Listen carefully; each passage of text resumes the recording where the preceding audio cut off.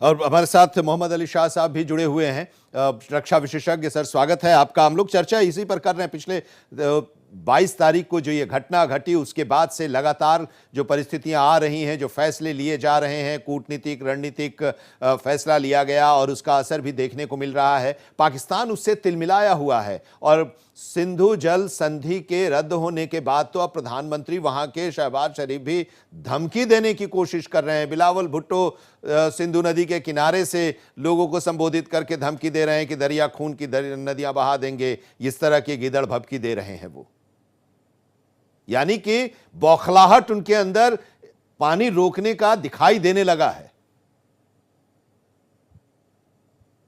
जी हाँ, बिल्कुल आपने बड़ी सही बात करी है। देखिए, जो गरजते हैं वो बरसते नहीं और जो बरसते हैं वो गरजते नहीं।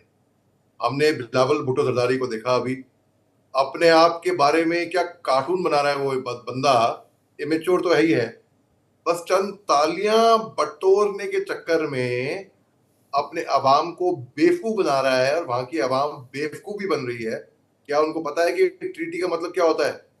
क्या उनको पता है अग्रीमेंट क्या होता है? क्या एक अग्रीमेंट जो रीच होता है, क्या इनको मालूम है कि जो सिंधु नदी है, 2 वॉर हमारे बीच में, हिंदुस्तान और पाकिस्तान के बीच में झेल चुकी है। फिर क्या इनको पता है अगर हिंदुस्तान कट कर दे इसका नतीजे पैमाने क्या होंगे, नतीजा क्या होगा?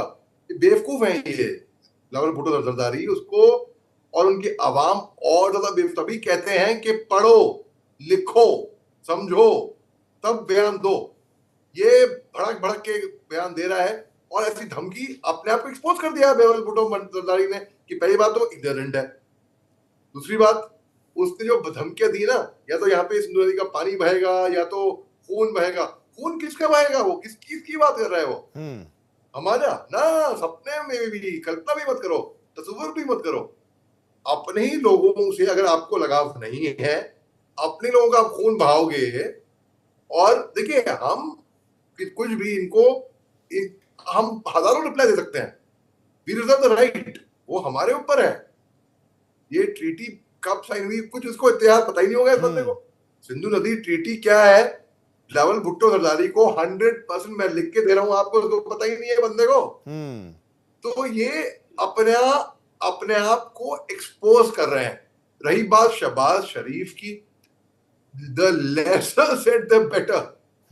भाई वो सदर है पाकिस्तान के, उनके बारे में क्या बोले? सदर तो कठपुतली का सदर है, दिखाने के लिए फ्रंट। मेन कंट्रोल है general Asim Munir, de facto head of Pakistan, जो खुद डर के मारे बंकर में छुप गया। उसको इंडियन आर्मी का एक्स फॉर्मर मेजर एक ओपन चैलेंज दे रहा है, भाई अगर दम है तो आ जाओ बंकर के बाहर, आ जाओ बंकर के बाहर। Chief of army staff of Pakistan general Asim Munir, जिसको मैं ओसामा बिन लादेन खूंखार आतंकवादी से कम नहीं मानता हूं, उसको भी अमेरिका ने भी बयान दिया है कि ओसामा बिन लादेन तो गुफाओं से दिया था संकेत आदेश, ये तो महलों से दे रहा है। जेएन के जम्मू कश्मीर के फॉर्मर डीजीपी हैं मिस्टर एसपी वेद, जिनके साथ में मेरा सौभाग्य हुआ है कि टीवी पैनल्स पे आया हूं, उनका इंटरव्यू भी लिया है। जी जी। उन्होंने खुद कहा था कल एक चैनल पे, तुलना जनरल आसिम मुनीर की हिंदुस्तान के farmer deputy chief of army staff ने जनरल आसिम मुनीर की ऐसी पूरा कॉन्सेप्ट सही क्लियर कर दिया।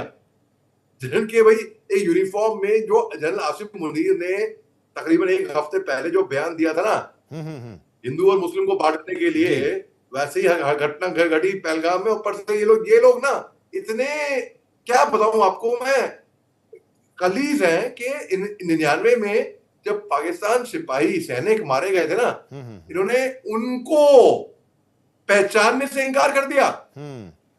आप सोच सकते हैं ये बात? आपके वतन के लिए कोई फौजी जान दे, आप बोलो नहीं नहीं हम नहीं जानते इनको। सिविल ड्रेस में चोरी छुपे चोरों के माफिक हिंदुस्तान में घुसाए थे घुसपैठी इनके, जो पाकिस्तानी सैनिक थे। जब उनको मारा तो उनके अंदर रेगुलर पाकिस्तान रेगुलर आर्मी का आइडेंटिटी कार्ड निकला। जब पाकिस्तान ने लेने से मना कर दिया तो हिंदुस्तान ने उनको बाकायदा इज्जत आबरू के साथ दफनाया उनको।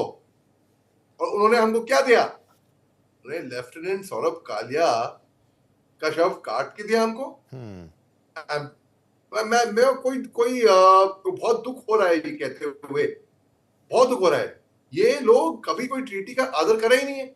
मैं आपको करते भी नहीं एग्जांपल बताता हूं। करते भी नहीं है। अभी तो इन्होंने कहा कि हम शिमला समझौता तोड़ देंगे। अरे शिमला समझौता तुमने माना कब? वो शिमला समझौते पर चले कब वो कि हम तोड़ देंगे?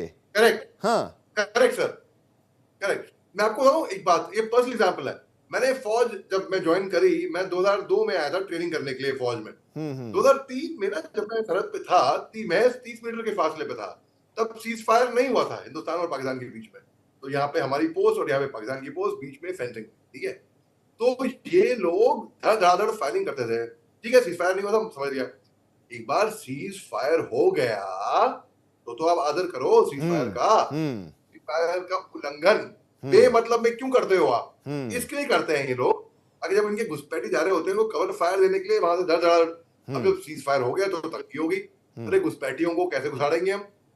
तो पाकिस्तान की सेना को भी मैं उग्रवादी से कम नहीं मानता हूँ, उनके चीफ ऑफ आर्मी स्टाफ को ओसामा बिन लादेन से कम नहीं मानता हूँ मैं। और उनको प्रोफेशनल आर्मी नहीं है वो कोई लाला जैसे होते हैं लाला फौज, वो लाला फौज भी नहीं है। मतलब उन्हीं के मुल्क के अंदर उनके खिलाफ प्रोटेस्ट हो रही है, पाकिस्तान की मिलिट्री डिक्टेटरशिप करती है। आप बताइए कोई मानेगा उनकी बात? कोई नहीं मानेगा। तो बेसिकली पाकिस्तान की निंदा, इनके ट्विटर हैंडल को एलॉन मस्क ने सस्पेंड क्यों कर दिया, हटा क्यों दिया? ये गवर्नमेंट की ट्विटर हैंडल, फॉर्मली ट्विटर अभी एक्स, क्यों? इसीलिए क्योंकि झूठ बोलता है ना पाकिस्तान, झूठ फैलाता है, प्रोपेगेंडा फैलाता है, आतंकवाद फैलाता है। आईटी में माहिर है, आईटी यानी कि इंफॉर्मेशन इंटरनेशनल टेररिज्म, उसमें माहिर है। सबको पता है ये बात पाकिस्तान के बारे में। तो इस तरीके से पाकिस्तान के नापाक मंसूबे इरादे हैं, वो कामयाब नहीं होने देने। बिल्कुल कामयाब नहीं होंगे। इस तरह की कुछ घटनाएं होती हैं और उसके बाद फिर एक्शन। और इस बार तो भारत ने पूरी तैयारी भी कर ली है और कह दिया गया है कि हम उस आतंकिस्तान को भी खत्म करेंगे जहां से ये आतंक पनप रहा है, और उसकी तैयारी भी चल रही है। लेकिन अब एक सवाल, जो आपने बात कही मोहम्मद अली शाह साहब ने, अब देवनाथ जी जरा ये देखिए कि मुनीर, ये पाकिस्तान के जो आर्मी चीफ अब तक रहे हैं सर, 80% ऐसे रहे हैं जो कि अपने रिटायरमेंट के बाद पाकिस्तान में रहते नहीं हैं, वो बाहर दूसरे देश में जाकर वो बस जाते हैं। मुनीर भी तो उनकी भी संपत्ति दूसरे देशों में है और वहां पर वो भी चले जाएंगे, वहीं पर रहेंगे अगर बच गए तो। पाकिस्तान में जो राष्ट्रपति या प्रधानमंत्री रहे, अब देखिए परवेज मुशर्रफ कभी सेना के चीफ थे, राष्ट्रपति थे, देश निकाला हो गया, और क्या हुआ उनका आखिरी समय वो पूरी दुनिया ने देखा। अली शाह साहब वहां के रक्षा मंत्री कह रहे हैं कि हम तो 30 साल से ये कर रहे हैं।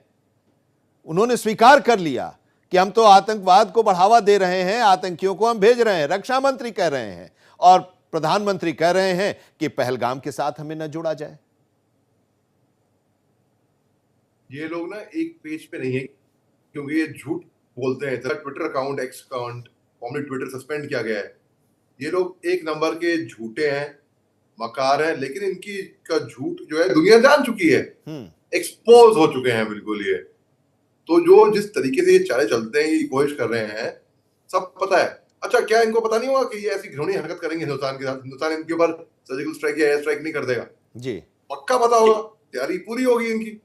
मगर अगर ये सोचते हैं कि ये सोच रहे हैं हिंदुस्तान इनसे 10 कदम आगे बढ़कर सोचता है, इन्होंने अपने सपने में सोचा नहीं होगा कि इनकी इंडस वैली ट्रीटी को हम खारिज कर देंगे। इनको पता नहीं होगा, दिखा नहीं होगा इन्होंने कि इनकी डिप्लोमेसी को भी हम खारिज कर देंगे। इन्होंने देखा नहीं होगा, जिस तो हमने 5 प्रतिबंध लगाए इनको मीटिंग के बाद 2 दिन पहले, तस्वीर भी नहीं किया होगा। अब क्या है, अब आती है बात मिलिट्री एक्शन की। अब मिलिट्री एक्शन हम तब करेंगे अपने तरीके से, अपने टाइम पे, अपने तौर पे हम करेंगे जो हमें उचित लगे। ये लोग छटपाए हुए हैं, घबराए हुए हैं, डरे हुए हैं, लाइन ऑफ कंट्रोल पे रेड अलर्ट, बिल्कुल हाई अलर्ट करके बैठे हुए हैं बिल्कुल, कि कब पता नहीं हिंदुस्तान की सेना है, कब इनको सर्जिकल स्ट्राइक कर दे। कई बार हमने वो ट्रांस बॉर्डर रेड करा दी थी, वो सर्जिकल स्ट्राइक मेरे टाइम पे, तो कब इन पे ट्रांस बॉर्डर रेड हो जाए इनके ऊपर, कुछ पता नहीं इनको। जी जी, रेड कब इनको कुछ पता ही नहीं इनको। तो ये घबराए हुए हैं, और जब कहते हैं ना गिदड़ की मौत आती है तो वो शहर की तरफ दौड़ता है। आप देखिए बिलावल भुट्टो को, ये बैठे पहुंच गए वहां पे सिंधु नदी के पास है, वहां पे लोगों को भड़का रहा है। हम्म। उसकी स्पीच का टोन सुना आपने? जी। ये गरज रहा है बेसिकली, ये बस तालियां बटोर रहा है, ये बेवकूफ बना रहा है वहां की आवाम को, और वहां की आवाम को ताल्लुक है, और वहां की जनता टेंशन सब नहीं समझने है। लगी है, अब सब समझने लगी है कि अब ये लोग बेवकूफ बना रहे हैं और हमें बेवकूफ नहीं बनना है। और वो तो एग्जाम्पल भी दे रहे हैं कि देखो 1947 में भारत और पाकिस्तान दो अलग देश बने, भारत आज कहां है? भारत दुनिया की 5वीं अर्थव्यवस्था है और तीसरी अर्थव्यवस्था में पहुंचने का लक्ष्य है, और लक्ष्य लेकर 2047 तक भारत चल रहा है कि हम एक डेवलप कंट्री के तौर पर अपने आप को स्थापित कर देंगे। और आज पाकिस्तान कहां है? पाकिस्तान दाने दाने के लिए मोहताज है, कटोरा लेकर घूम रहा है और दुनिया